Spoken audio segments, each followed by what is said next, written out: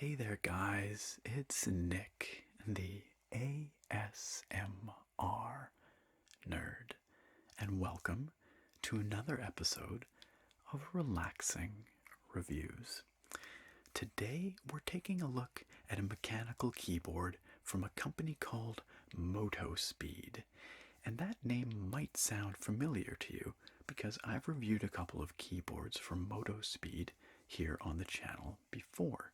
Motospeed is fairly well known for making budget-oriented mechanical keyboards and gaming peripherals, and in my personal experience, I've found their products to offer pretty good value.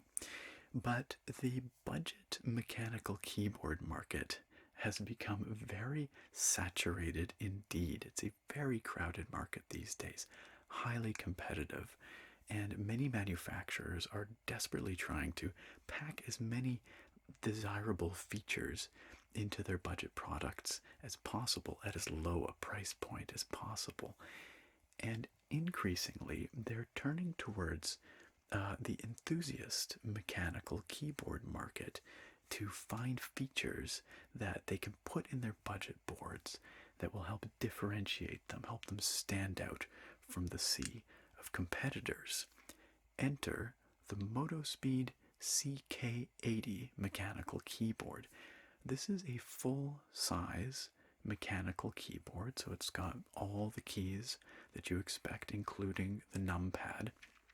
And it features some more high-end, more enthusiast-grade features to help it stand out in a crowded budget market. Things like PBT keycaps, which is a higher quality plastic material that's favored by enthusiasts. Optical switches, which instead of using a fully mechanical contact in the switch, actually uses infrared light to register when the switch is pressed.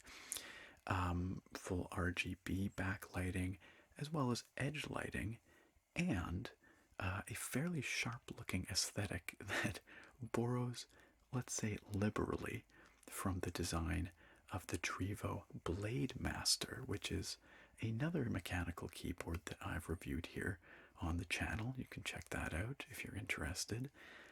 Borrows to the point of even including the control knob mounted in the top left corner of the keyboard. So all of these features come together to make for a keyboard that stands out somewhat amongst this crowded budget market. Our review sample today is being provided by a company called BZFuture.com. This is the first time that I've worked with them, and their primary business is selling software, it seems, but they've recently gotten into selling PC gaming peripherals like keyboards and mice and such. BZFuture normally sells this keyboard for $80, but they've provided us with a coupon code that brings the price down to $70 US. You can find both the coupon code and the store link to the Motospeed CK80 store page on BZFuture down below the video. But before that, is this keyboard worth your money? That's what I aim to find out today. So without further ado, let's take a closer look at the Motospeed CK80.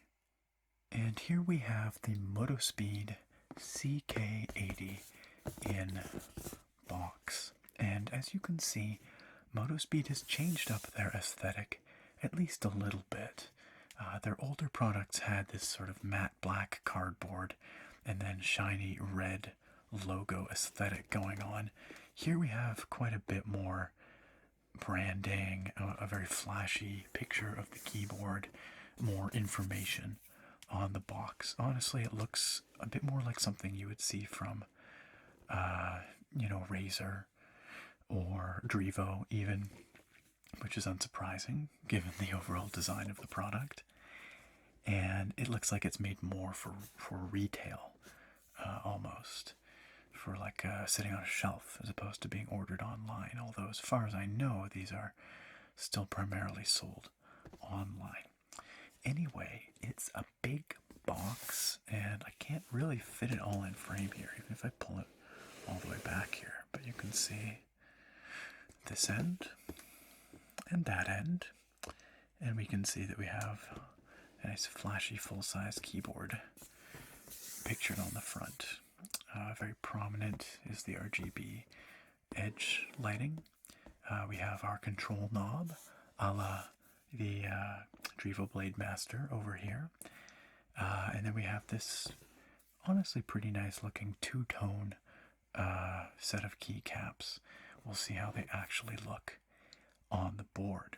It's got this kind of angular looking design again, very much like the Drivo Blade Master. Got a fairly subtle Motospeed logo over here. We have RGB lighting advertisement over here. We've got some selling points right up at the bottom on the front here. I'm going to turn this box around so that I can read them. It says supports 12 kinds cool LED light. N key rollover, always good to see. Full mechanical switch, professional esports player standard equipment. I reckon that's true. Most esports players probably do use mechanical keyboards these days. 104 keys, double color keycap technology, by which they mean double shot, I would assume. And quickly lock the win button to avoid accidental touch during the game. So there's a win lock function, which is totally standard on most keyboards. So you don't accidentally alt-tab yourself out or Windows key yourself out. And then over here, CK80 gaming keyboard. Born for the game. Evidently that is the Motospeed slogan. You know, that's better than a lot of slogans I've heard. Born for the game. That works. At least it's on topic and grammatically correct. Professional game player choice. You know, I don't know if there are professionals that use Motospeed gear. There probably are some esports teams sponsored by Motospeed that use Motospeed products. On the end here, CK80 gaming keyboard, born for the game. And some of that side lighting. On this side, we have a picture of the keyboard, the Motospeed branding. On the spine here, we've got some information, some specs here, another picture of the keyboard, same as on the front, and then the same branding over here. Let's see what those specs have to tell us. The specs say key life, 50 million times, which means 50 million keystrokes. Which is interesting because evidently this board uses Optical switches, and I believe because they have no contacts inside, they are in fact rated for 100 million keystrokes, up from the typical 50 million that you see on most mechanical switches. So I'm a little surprised they're not advertising a higher lifetime. Working voltage standard, current 500 milliamps standard. Gives us dimensions and weight. It's pretty heavy. This board evidently comes in at 1.245 kilograms. And yeah, it's reasonably hefty, although not quite what I would, I don't, it doesn't feel like it's over a kilogram to me, but we'll wait till we get it out. Sometimes it's hard to tell in the box. On the front here, more branding, some contact information and QR codes. Inside, internal contain, it says CK80 keyboard and CK80 the manual. System compatibility, Windows XP, Vista, Windows 7, Windows 8, Windows 10, or Mac OS. No Linux support, although I bet it would work anyway. No official Linux support. Okay. And on the back of the box here, oh my gosh, look at all this information. We have another picture of the keyboard here, all lit up. A render, no doubt, but looking very nice. We have all kinds of product specs and features over here. So I'm going to once again turn this around so I can take a better look at it. You can see, this is a good time to point it out, the box did arrive a little bit beaten up. So it did not make the trip from BZFuture entirely unscathed. It's a bit crunchy munchy. Same over here.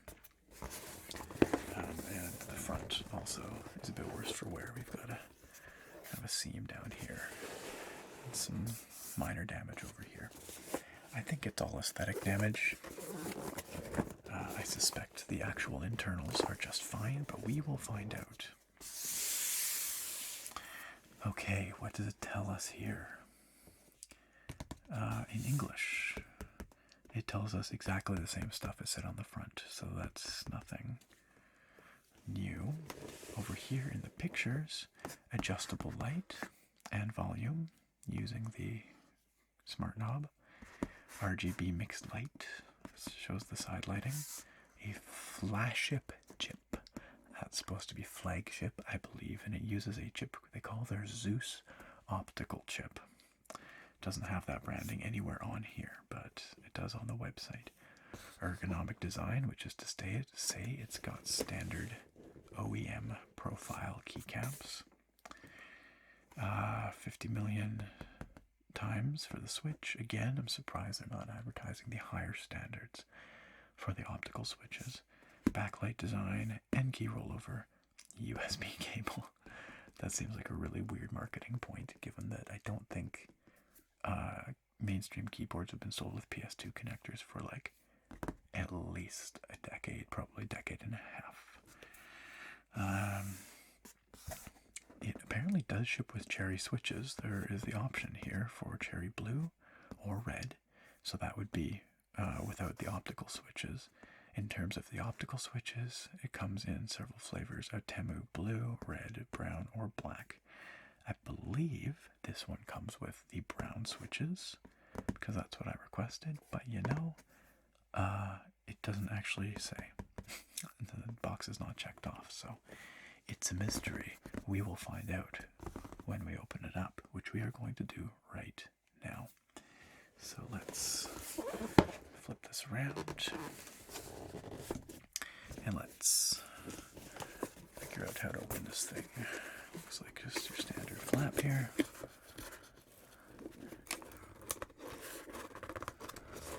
Yep. If I can get it open, there we are. Be interesting to see what kind of protection is afforded to this board inside. Hopefully some foam padding, given that the box does look a little beaten up. Okay, so inside, very bare bones. We've got nice thick foam padding on either side. We've seen this with other Motospeed products before, which is great. So it looks relatively well protected, and they're kind of elevated between these two big foam spacers. We've got what appears to be a very lightweight product manual, but I do see some English on there, which is nice to see. Some kind of warranty card and quality check situation, which I cannot read because it's in Chinese, but there it is, just in case you can read it. I do not know what the warranty period on this thing is. I'll have to check with BZFuture. Okay, let's pull it out.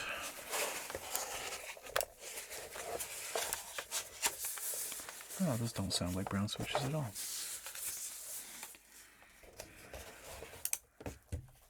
Do they? Those sound like blue switches. You can see nice thick foam padding.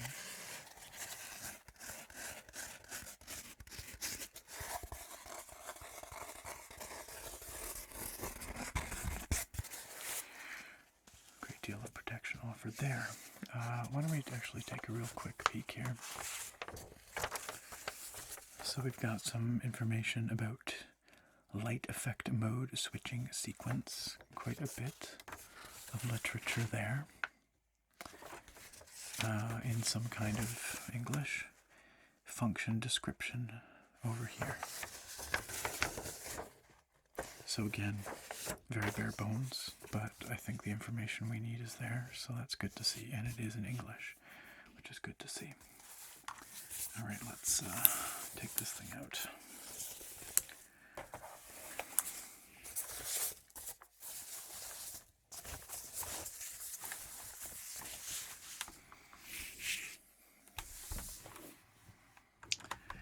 Comes protected with this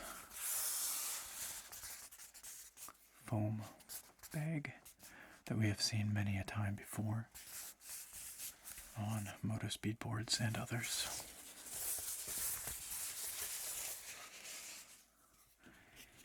And here is the board. It's hard for me to show you the whole thing because, again, it's pretty big, but I'll try and show you way at the back of the frame here. There, you can see the majority of it, at least. Goodness.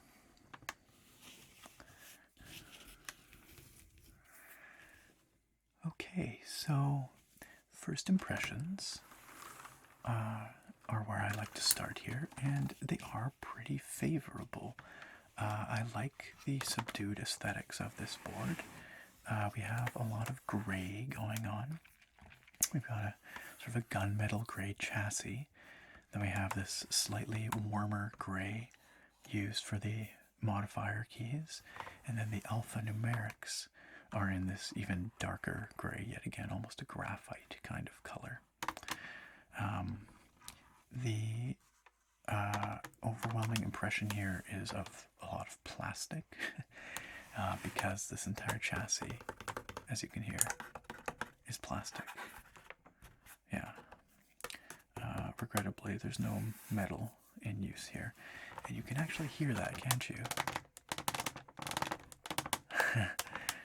It is a pretty squeaky kind of plasticky sounding build. And I suspect that will be very apparent when we get to the flex test. That said, it feels hefty, at least. And I suppose it probably is around that 1 kilogram that they claim it is. It has a good weight to it and a good feeling of solidity. So if we look along the front here, we've got a strip for our edge lighting. We've got these cut-off corners, again, just like we saw on the Blade Master. That same kind of wedge-shaped front profile here, like we saw on the Drivo's Blade Master. This board cribs shamelessly from Drivo's Blade Master Pro and Blade Master boards. And it's basically, in terms of its aesthetic design, is basically a full-size version of those, right down to, of course, our control knob over here. Now, Drivo's boards had a click function as well as a scroll function, which this appears to have as well. It feels reasonably solid, doesn't wiggle too much. We've got the Motospeed logo, which is some kind of cat, large cat, maybe a puma. And this cutout, again, the chassis is pretty much exactly like the Blade Master. We've got this cut corner here, and we've got room for more edge lighting along the back here, and around this side, no control knob over here. One difference being that the Blade Master Pro had a removable cable. This one does not. It has a permanently affixed USB cable in black. It is coated in PVC. It looks to be of pretty standard length, probably on the order of 3 to 4 feet. It has a Velcro hook and loop style cable tie, which is nice. Always good to see those as reusable. We've got our ferrite choke, as is tradition, and then we have a Motospeed branded housing on the USB-A end of things. Gold-plated, apparently, although whether actually, who knows? Who knows? But we've seen this USB connector on other Motospeed products in past, and a little cap to protect it from oxidation. So the permanently affixed cable, somewhat regrettable. I would prefer a removable cable personally, especially because for someone in my position, I'm swapping out my keyboards a lot. So I just keep a USB Type-C cable and a mini or micro USB, cable plugged in at all times, and then I swap between them. Or I swap between keyboards attached to them, I should say. Anyway, that's the tour around that side of the chassis. Around the edges, I should say. The layout, totally standard. 104 keys. Standard layout. Which is great for keycap compatibility. We will talk about these keycaps in just a moment. We'll get back to them because they look pretty nice, honestly. And they're one of the selling points of this board. We have our indicator lights, 4 of them over here. We have some fairly subtle Motospeed branding. Okay, let's turn it over.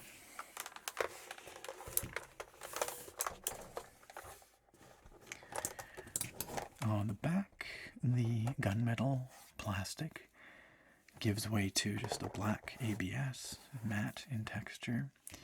We have our conventional rubberized feet, 1, 2, 3, 4, as well as pop-out feet. If you want more of an angle to your typing experience, they too are rubberized. And then we have this kind of big X motif going on here, which is just aesthetic. I don't think it's functional. A little bit of information, just electrical information, made in China, of course it says. We have a serial number, motospeed.cn website, the model number, and branding, and that's basically it, along with some screws. We have a little bit of an aesthetic blemish here. I don't know if you can see that. It's not really showing up on camera, but there's a little scratch right here. Nothing major though. Otherwise, pretty plain, relatively unexciting. I believe this does boast some level of water resistance. I can't remember off the top of my head, and it is not advertised on the box, but I think the website did mention it's got some kind of IPX resistance, or maybe not IPX resistance, but some sort of water resistance by virtue of its optical switches. Okay, so coming back around to the front here, I like this plastic they've used, despite the fact that it is plastic, and I would prefer to see a metal top plate. I think it looks pretty nice. It's a nice kind of matte texture, and they've made a good choice in that I think it will repel fingerprints and grime quite nicely. You can see that the keyboard actually rejects the more common floating key design that we see on a lot of boards these days, and instead chooses to embed the switches in these sort of cutout areas, which means that the backlighting, the RGB backlighting, won't spill out, but rather it will remain sort of contained and just shine through the caps. Of course, we have our edge lighting to cast light on our desk. This is a point where it does vary from the design of the Derivo Blade Master. That one uses a floating key design. Now, I would like to take off one of these keycaps so that we can take a look at the thickness and construction of the cap. And we can also take a look at those optical switches underneath. However, it seems that we were not supplied with a keycap puller, which is strange. I did not see fit to bring one, so I'm going to go grab one. And I'm back with one of my favorite keycap pullers, these wire style ones. This one from the mass drop control or drop.com control board. Normally you can just kind of use your fingers to pull off keycaps on a floating key style board, but with these sort of embedded keys, you really have to use a puller to get in there. So let's do that. Okay. Oh, interesting. Huh. I was expecting to see blue switches under here, but instead we have... I don't know what these are. Look at that. Silver, somehow. Now the only silver switches that I'm familiar with, you can see they've got silver stems with a box type surround, which is typical of Autemu switches. Clear top housings, which is to allow the RGB to shine through, which makes it apparent that this board uses surface-mounted LEDs, which is what we would have expected. But yeah, I'm not quite familiar with these silver-stemmed clicky switches. They're clearly clicky switches. They feel just like blues, but they are evidently made with silver stems. Very interesting. I'm just going to pull off this cluster of caps here, and we'll take a look at a cap more closely. Okay, so they are made with a double shot process here. And you know, I thought that these were going to be OEM profile caps. I think they are in fact cherry profile caps, because this is very short. Shorter than a typical OEM profile keycap. So they're a little bit lower profile than cherry cap, or than OEM caps, which is basically cherry at that point. You can see that they are very thick. These are some nice keycaps. I cannot flex them in the least.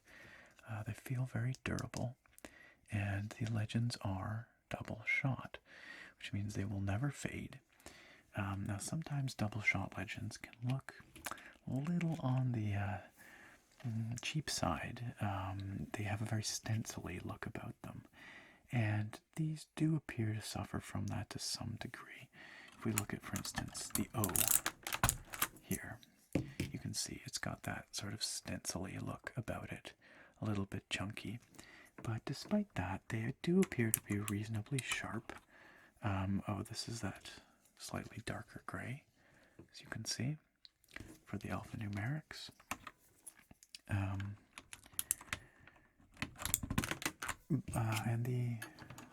let's pull out the control over here. The lettering looks pretty decent. Not the sharpest I've ever seen, but not bad. We'll see how it looks when it's illuminated. I bet it'll look okay. So,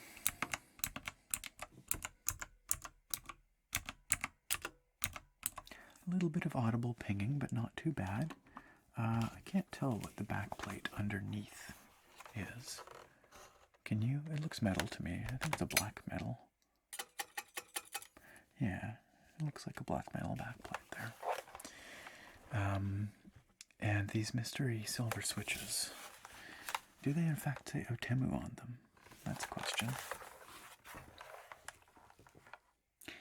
They do not. Now that's interesting. They say Zeus.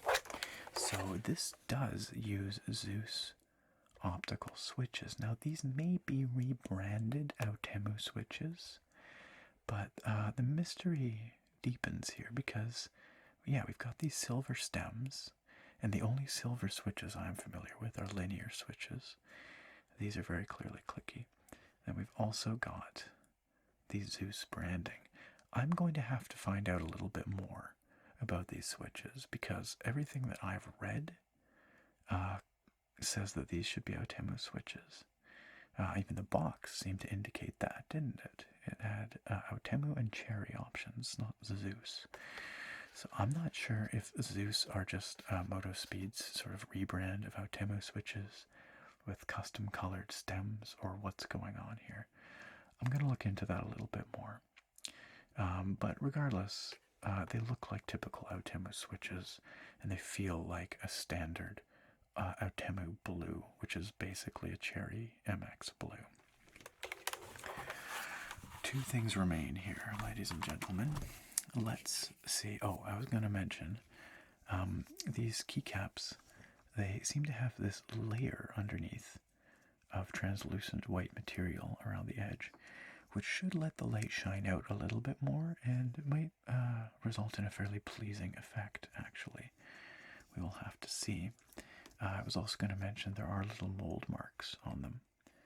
Right there. That's on the back of pretty much each of these caps. So, not a big deal. You can't see them from the front, but they are there. The last thing we were going to do was take a look at the stabilizers. So let's pull off this big boy here, the right shift key.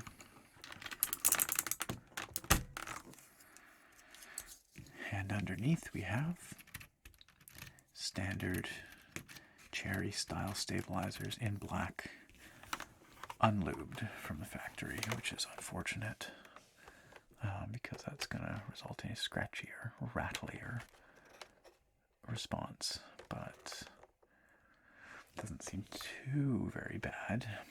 Let's see how they sound in action. Oh, that is one rattly spacebar.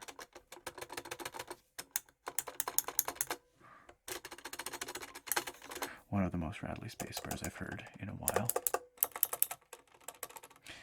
Yeah, so the stabilizers, while they look fine, they could definitely have benefited from some factory lubrication.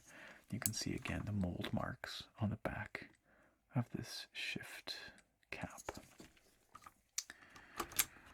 Alright, last thing before we get on to the typing and the backlighting and the software and all that, let's check out the flex test. I warn you ahead of time, this isn't going to be pretty. This is going to be awfully squeaky. Let's give it a flex. So we have a bit of flex, and by a bit I mean quite a lot. There's some fairly visible flex there. And you can see, I mean, there's a lot of flex there. And it's real squeaky.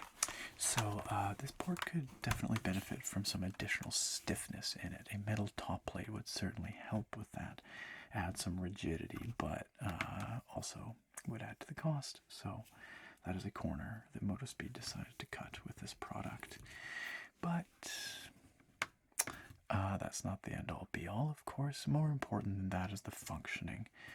Aesthetically, I like what Motospeed is doing here. I think they've done a really nice job with some modern, relatively understated aesthetics while keeping things kind of edgy with the Blademaster Pro inspired case.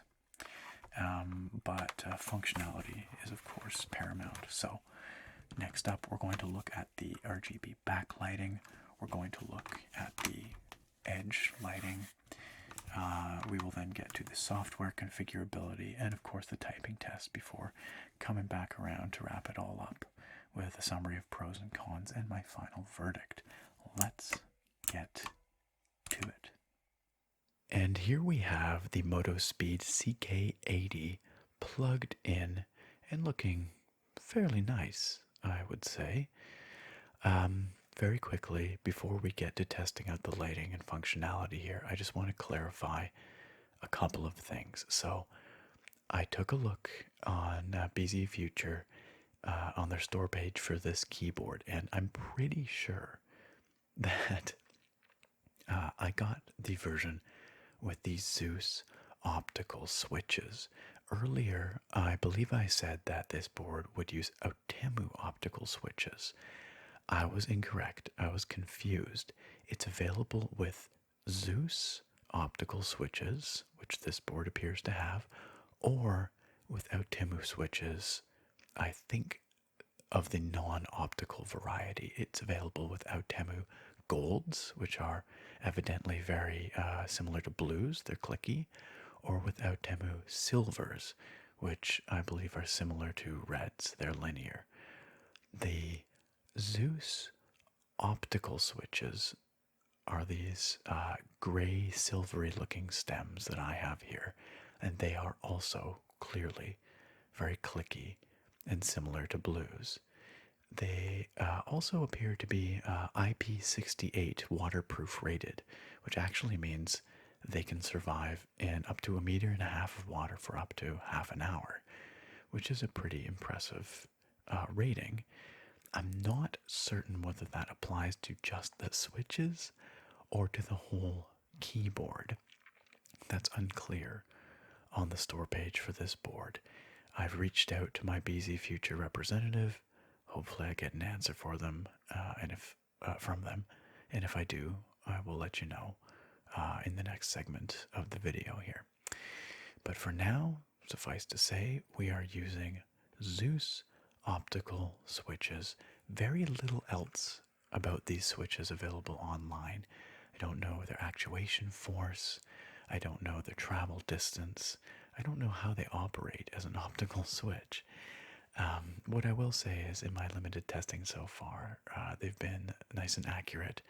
Actuation forces felt very consistent. I've had no dead switches or anything, so that bodes well. But we'll talk more about that in a little bit after we're done all the testing here with the lighting and such.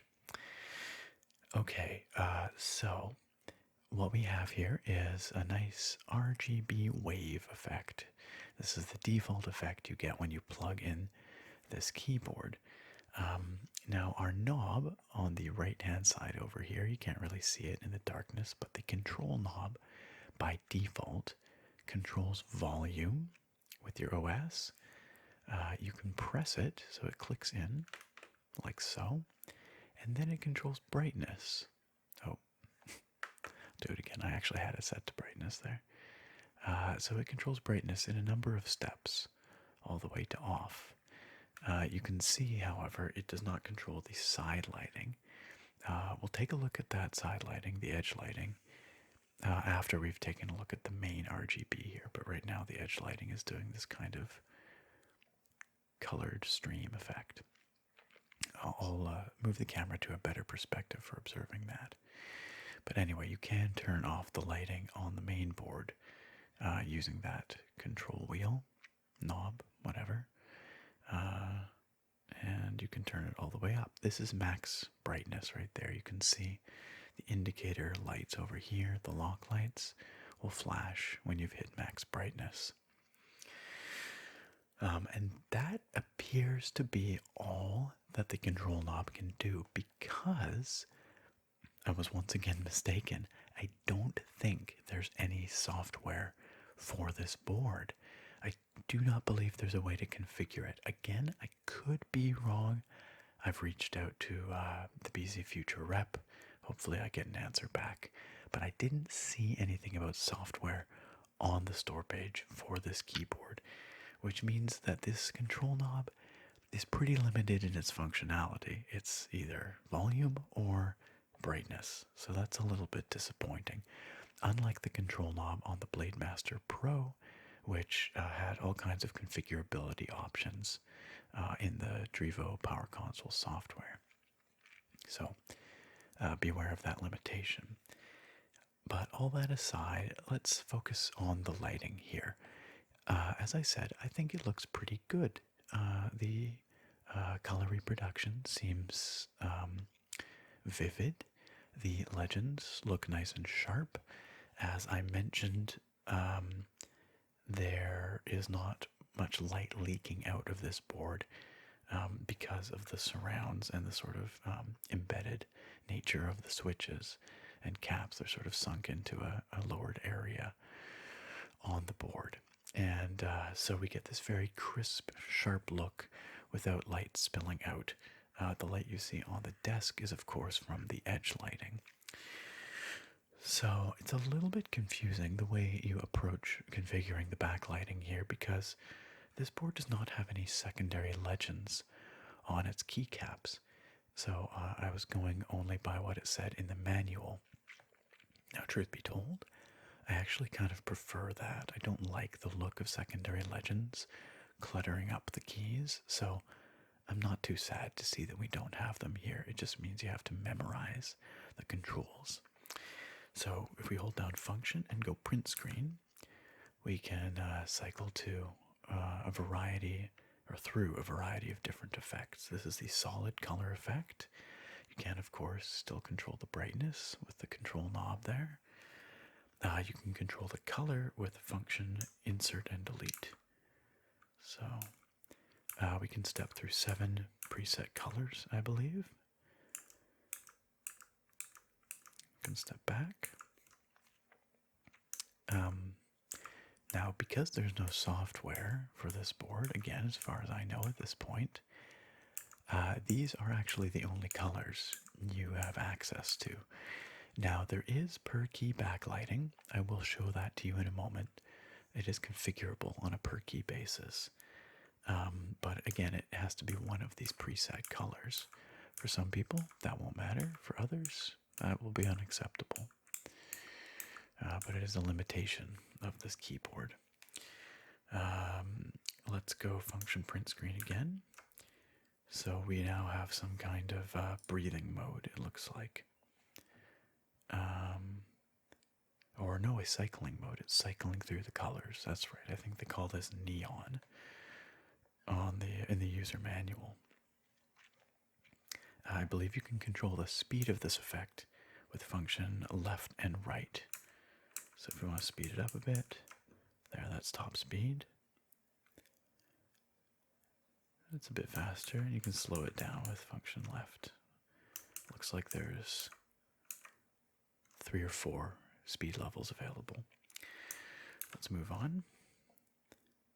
This is a breathing effect, but you can change the color, of course, with function insert or function delete. To cycle through those. If that's a little too frantic, you can slow it down. All these effects, of course, are independent of any software driver or your OS, so they're on board and will presumably move with your board if you brought it to a different PC, whatever your configuration currently is. Okay, so we've got a reactive mode where the keys light up as we press them. Pretty standard. Okay, we've got a color wheel. Looks kind of like a spinning roulette wheel. That effect is actually pretty nice. It looks very crisp. I will say, most of the lighting looks pretty crisp. And even though there is sort of that stencily effect on some of these double shot caps, all the legends are very sharp at the very least, which looks really nice. So we've got a sine wave of sorts. We can cycle through. We can even go to a rainbow version. We can slow it down. Nope, that's as slow as it gets. It's a pretty frantic sine wave. I bet you at full speed it's that's a bit much. The animations appear fairly smooth. Appreciate that.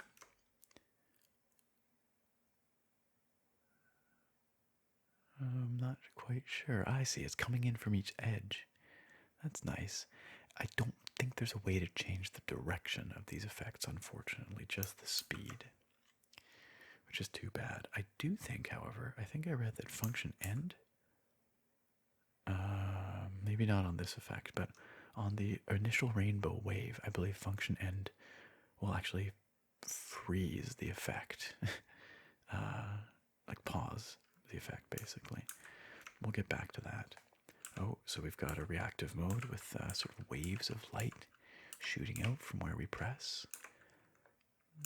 It's kind of nice. It's in rainbow, but can be configured to other colors.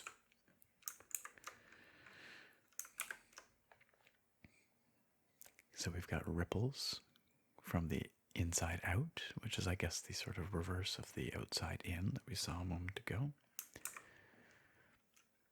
And That gets very fast indeed, if you so choose.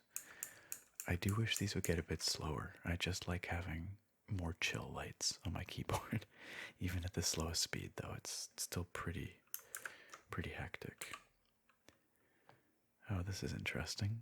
I don't think I've seen this kind of effect before. It's like lines of colored light moving across the keyboard.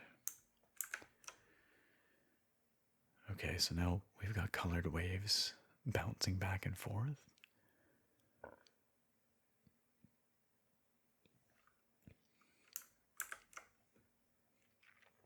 Kind of raindrops falling down. That's nice. And the kind of snake-like effect that weaves its way back and forth across the board. We've seen that before. This is interesting. What's happening here? Oh, it's almost like they spiral in. The colors come from the outside and spiral in. Also quite different. Not seen that before. And now we're back to our colored wave. This is the chillest of them on the low speed. And this one cannot be any other colors. This can only be rainbow. But let's see if we can pause it like I said. Yeah, there we go. So if you want to fix the color in place, function end will do that. I believe that's only on this particular effect.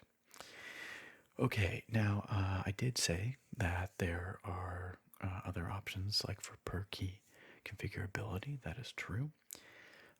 There are 5 built-in gaming modes that highlight different sets of keys for different games, I guess. I can't imagine anyone really uses these modes, but they're here anyway. I think you can cycle color like we were doing before. Indeed you can. Function 6 and up puts us into custom color mode.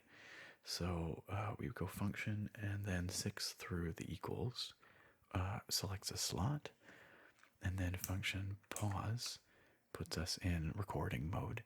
When they're flashing, that means they're in recording mode. Now we can press a key to light it up.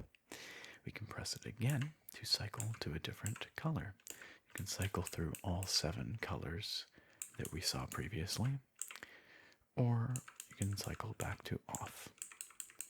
But let's say we wanted, I don't know, QWERTY in blue, like so. Then you go function pause. That is now saved to that slot. We can go back to function 1. That's the default. We can go function 7 to our saved slot, and there you have your custom color configuration. So per key backlighting, it does have it, but you are limited to the preset colors. This is something I have seen on boards before, but that was some years ago, and it feels like a bit of a step backwards to not have true full RGB configurability with access to the whole 16.8 million RGB colors. It might bother some people, like I said, might not bother others. That appears to be it in terms of backlighting. The edge lighting, however, does have a few configuration options, and for that we're going to change our perspective so that you can see it a little bit better. So here we've got an angle that gives us a better view of the edge lighting, and you can see it runs all the way along the front edge as well as along the side. It's interrupted by the control knob over here. It also runs all the way along the back edge, which you cannot see, interrupted by the USB cable, and along the right edge as well, uninterrupted over there. The corners are not lit because they're sort of cut off like this. So we don't have a whole lot of configuration options for the side lighting. What we do have is this rainbow, what they call, I think, carousel mode in the instructions, and it runs clockwise around the board.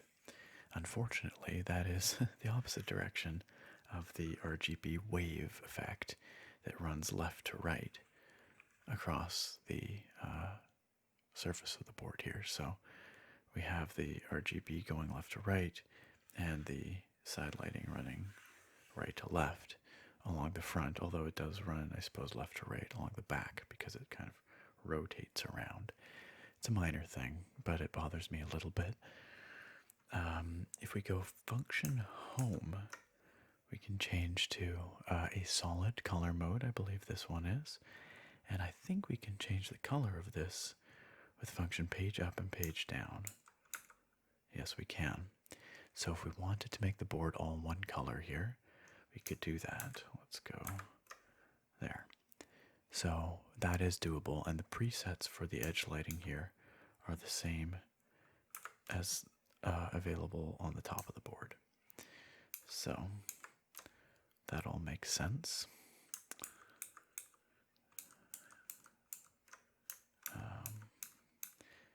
Weirdly, whereas with the on the top of the board, insert and delete will cycle forwards and backwards through the colors. It looks like page up just cycles through the colors for the side lighting, whereas page down doesn't appear to do anything. Okay. What else do we have? We have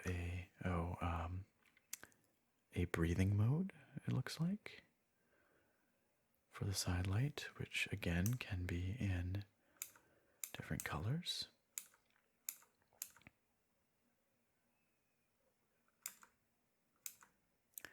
I'm not sure what page down does here. Page down does do something. It said so in the manual, but I don't remember what.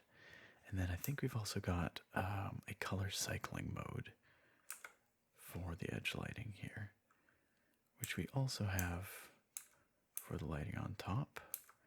Just have to find it. But I doubt they coordinate. Like, I'm willing to bet that they just, where was that color cycling mode? Oh, well, it's not critical. Here, perhaps? Or is this breathing? Yeah, color cycling, but they don't coordinate, which is too bad. It would be nice if the color on the top of the board matched the edge lighting, but it seems to kind of vary independently. Anyhow, and those are our side lighting options. That is it. Interestingly, there does not appear to be a way to turn off the edge lighting, which is too bad, because if you don't like it, maybe you don't want it. But it's not controllable with the control dial. That is only for the top lighting. And none of our buttons over here seem to turn it off, so I hope you like edge lighting, because you're stuck with it. Fortunately, I do, but there's fairly limited options here, so if you don't like it, you're out of luck. Alright, so we've looked at the top lighting, the back lighting for the top of the board. We've looked at the edge lighting and its limited configurability. We would normally look at the software for the board, but as I've mentioned a few times, I do not believe there is software.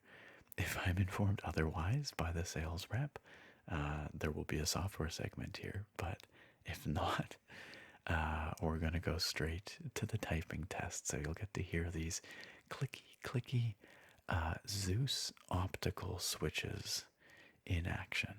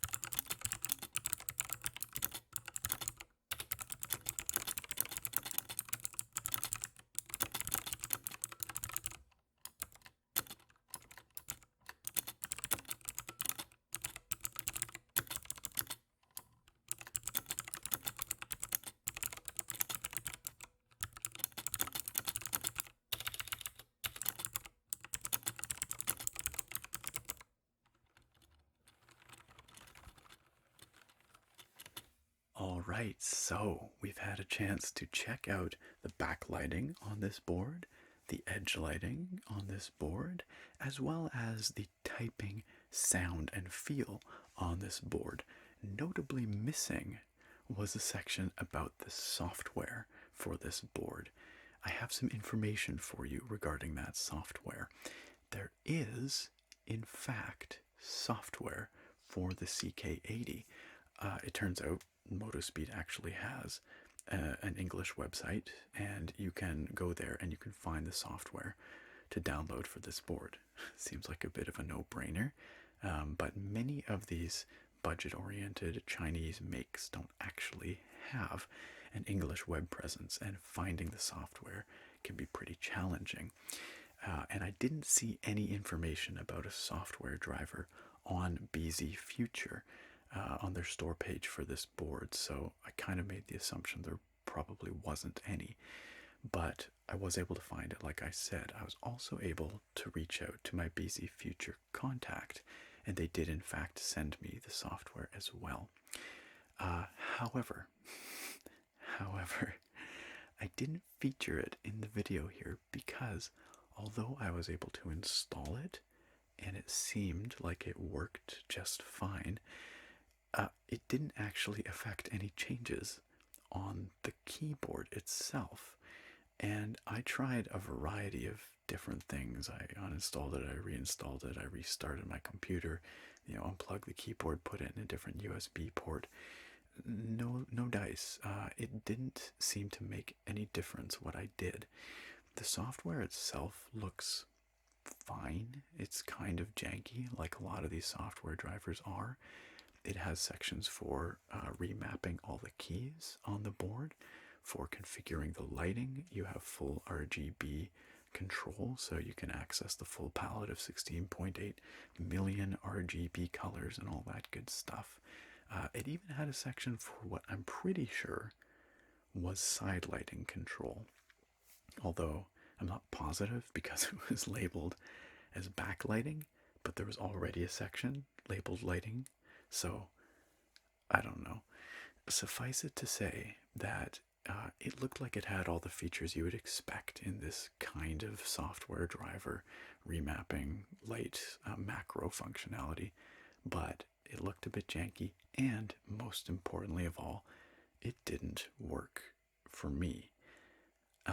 Now, that may be different for you, and I encourage you to download the software and try it out. I will include that link down in the video description. It's worth trying if you get this board.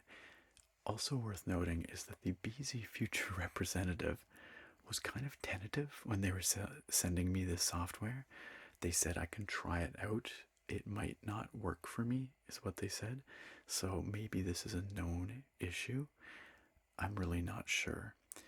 Anyway, it's disappointing. I mean, it was exciting to see that there was this software that would allow greater configurability. In theory, disappointing to find out that it doesn't seem to work.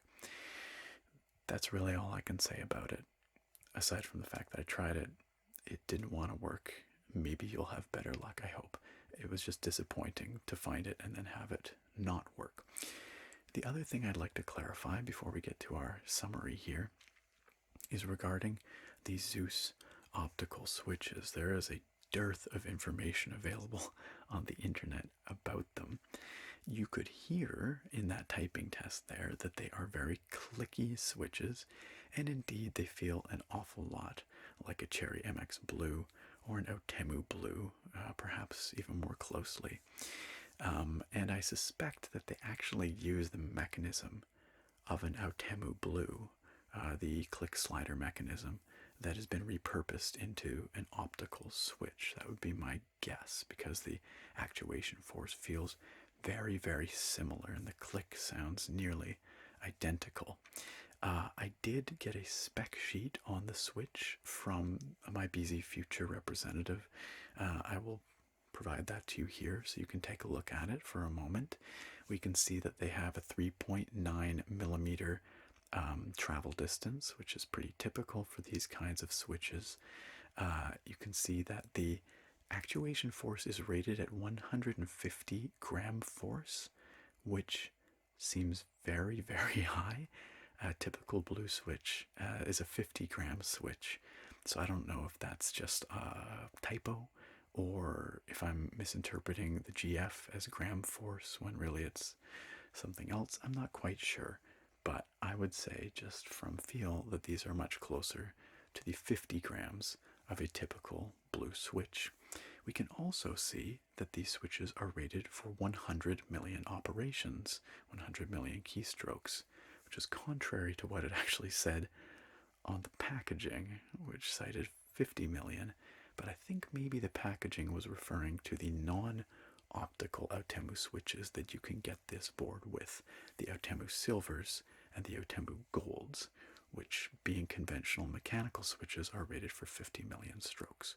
I think perhaps the Zeus switches are rated higher than that at 100 million strokes, as evidenced by this info sheet. And finally, you can see that the tolerances on these specs are plus or minus 30%, which seems like a pretty wide tolerance, but it's actually fairly typical of most mechanical switches. So there's nothing out of line there. That seems to be all there is to say about the Zeus optical switches. The typing experience was fine, very much like using blue switches, whether it's Cherry MX blues, Temu blues, Gatoron blues. So a fairly known quantity in regards to feel, and I felt that they were pretty good in their uniformity across the board. They all actuated quite happily, so quality control with this optical switch seems to be good. I'm happy to report. So with all that talking out of the way, let's talk a little bit more. It's time to run down the pros and the cons of the Motospeed CK80 before I give you my final verdict. And as is tradition, let's start with the pros.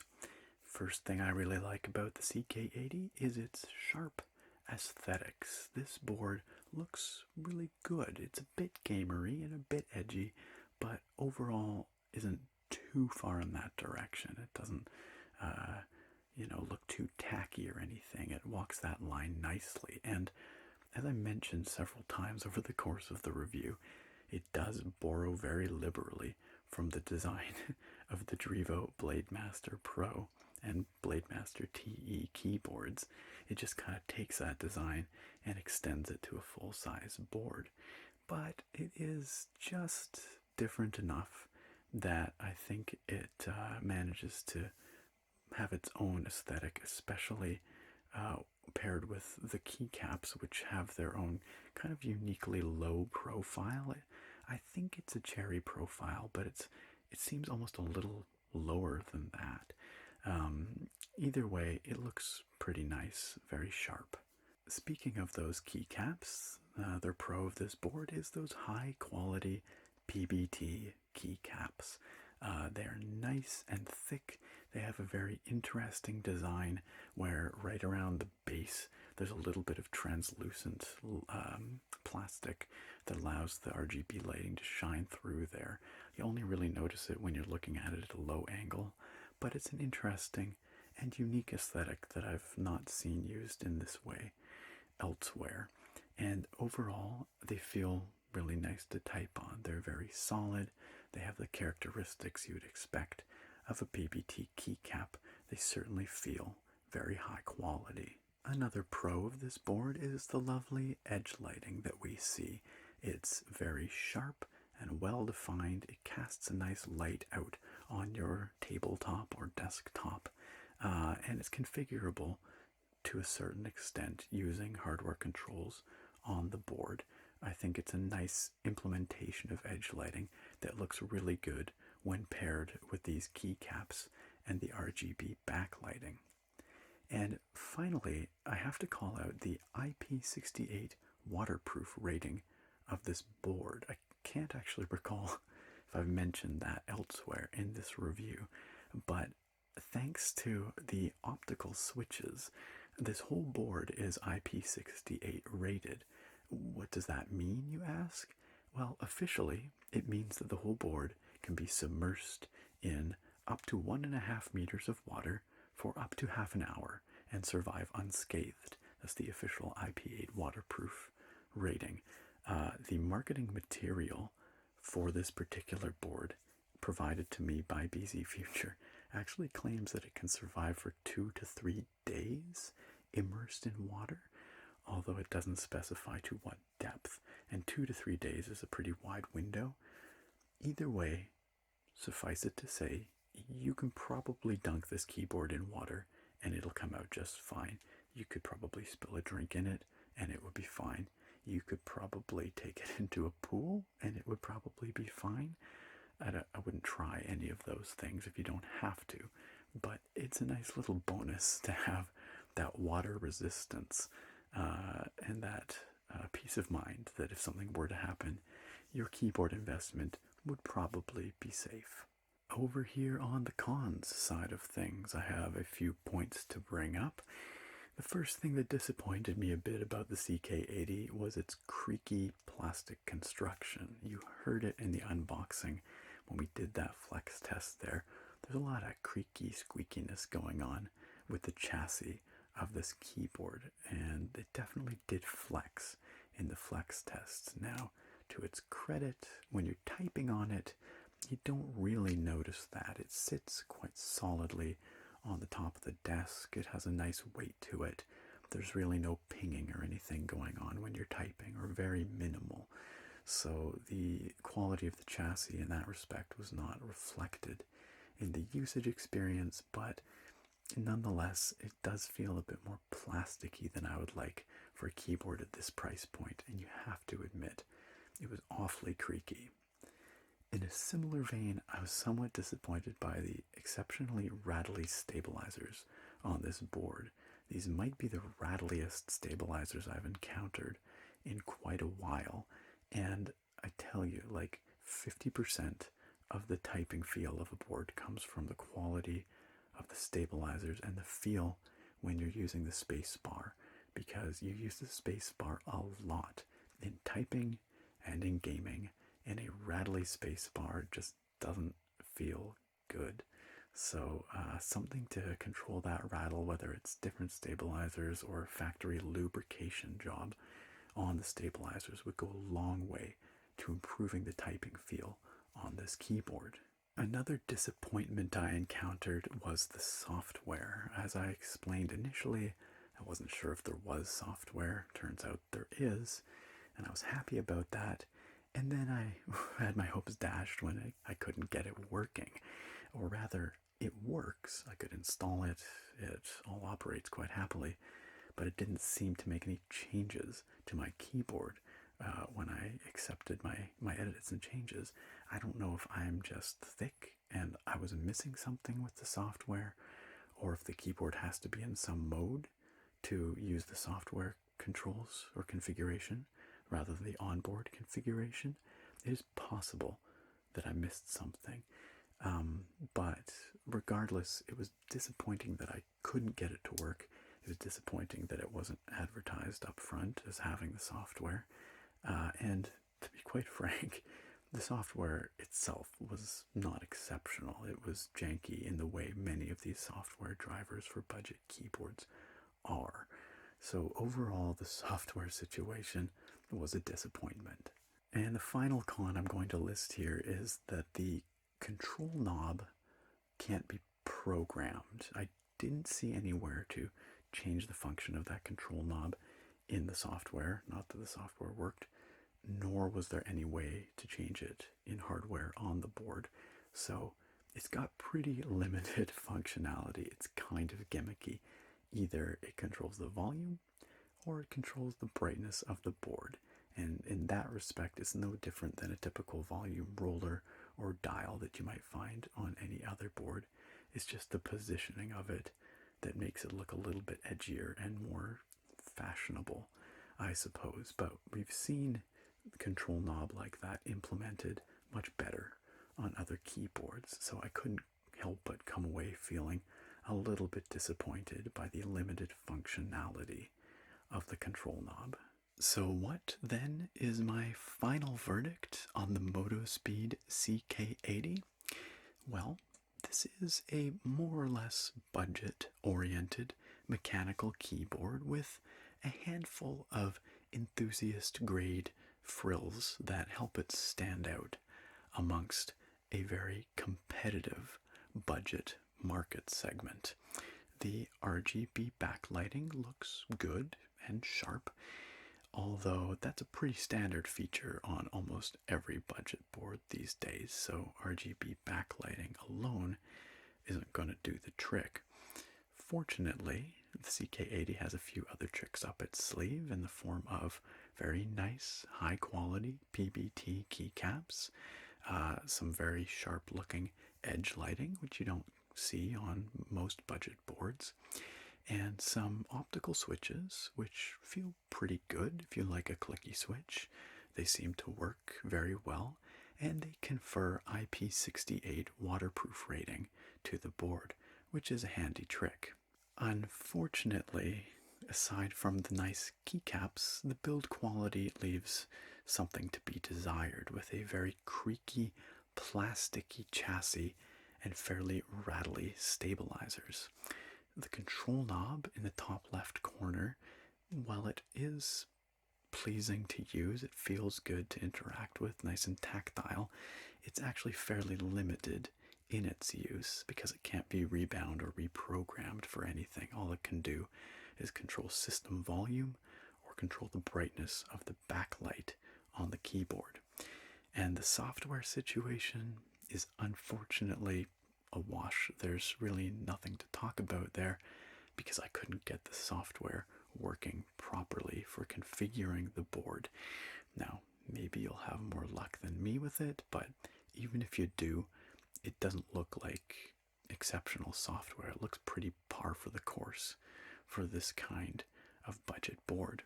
So ultimately, what we're left with is a competent, if not exceptional, full-size mechanical keyboard with a handful of more premium features.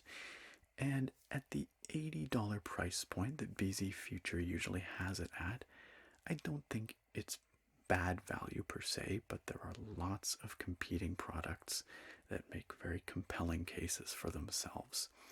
At $70, which is the price when you apply the coupon code discount that BZFuture is offering, and that discount coupon code is down below the video here, I think it becomes a bit more compelling.